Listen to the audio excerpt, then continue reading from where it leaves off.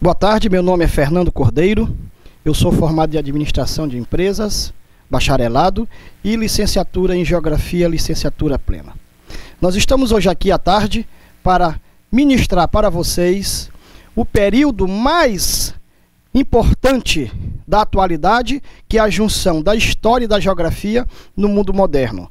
É a junção da geografia e da história surgindo uma nova disciplina chamada atualidade.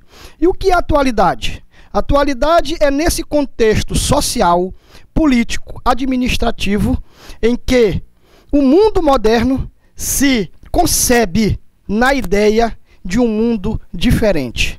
Se nós observarmos dentro de um contexto mais detalhado, na década de 70 e 80, nós tínhamos a Guerra Fria. Guerra Fria intitulada por isso, entre que Estados Unidos e então na época União Soviética pragmatizavam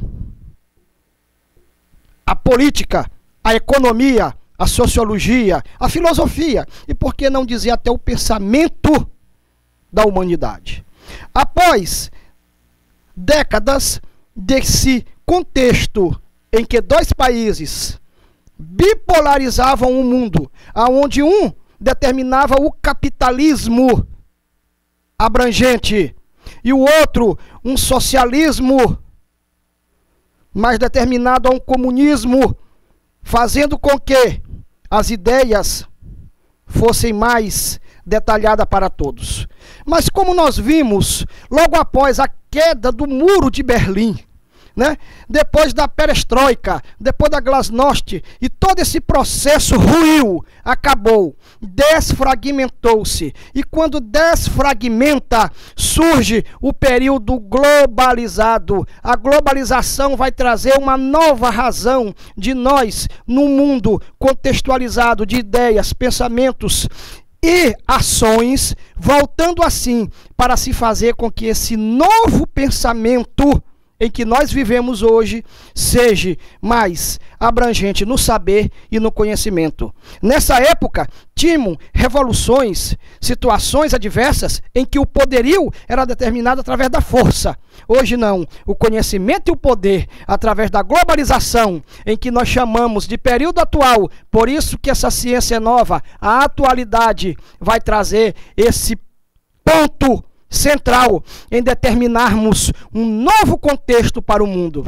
E aí surge aquela questão mais determinada. Professor Fernando, por que que a globalização de uma certa forma foi madrasta, foi má, foi de uma certa forma inoportuna para aqueles países menos preparados para ela? Ora, meu caro aluno, eu costumo dizer em sala de aula que ela não foi só madrasta, não foi má e foi inoportuna, mas ela também foi necessária. Porque aqui nós temos um mundo bipolar, hoje nós temos um mundo multipolar, um mundo onde centros mais econômicos e mais divergentes surgindo assim na diferenciação da palavra, que o mundo hoje tem vários pensamentos, seja ele sociológico, político, administrativo e assim por diante, dentro desse contexto mais, vamos dizer assim, lequial,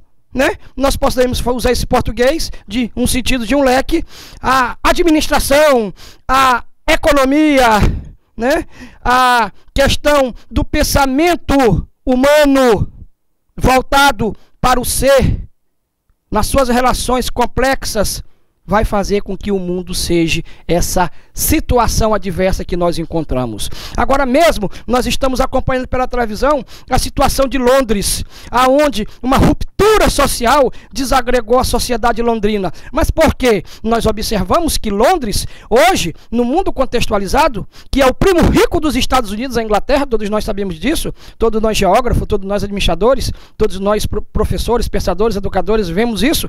Por quê? Porque Londres, de uma certa forma, é uma academia de miscigenação de povos aculturados. Lá você encontra árabes, judeus, muçulmanos, e que de uma certa forma, latinos-americanos, e de uma certa forma você vê a sociedade londrina se ruptando.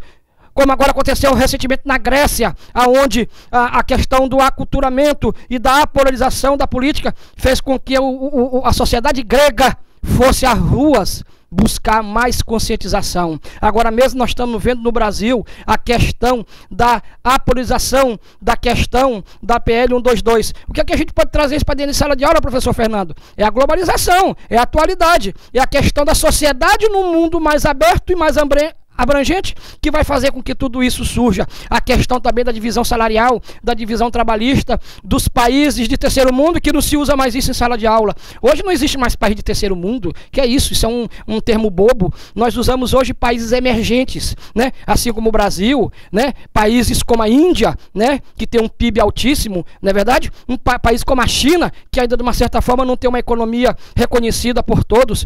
Quando eu digo uma economia reconhecida por todos, é uma economia de valor agregado pela situação do comércio, ainda porque lá ainda impõe o monopólio do Estado. Então nós vemos tudo isso nesse mundo em que nós vivemos. E de uma certa forma, a atualidade não deixa de estar incluídas as questões históricas, as questões sociais, políticas, administrativas, filosóficas, né? E as geógrafas, porque de uma certa forma a geografia, ela é, vamos dizer assim, uma ciência nova, encabeçada junto com a história, que é uma ciência mais antiga, mas de uma certa forma elas têm que andar de mão dada, porque de uma certa forma a geografia e a história fazem com que a atualidade seja essa ciência gostosa de se estudar, e o que o fato de ontem já nos interessa hoje, né? Se você vê a nível de Brasil, a questão mesmo, né, de todo o processo político que levou a presidente Dilma Rousseff, né, ao Palácio do Planalto em 8 anos do governo Lula e os outros 8 anos que antecederam do governo de Fernando Henrique. Mas tudo isso veio através de avanços sociais e que de uma certa forma fizeram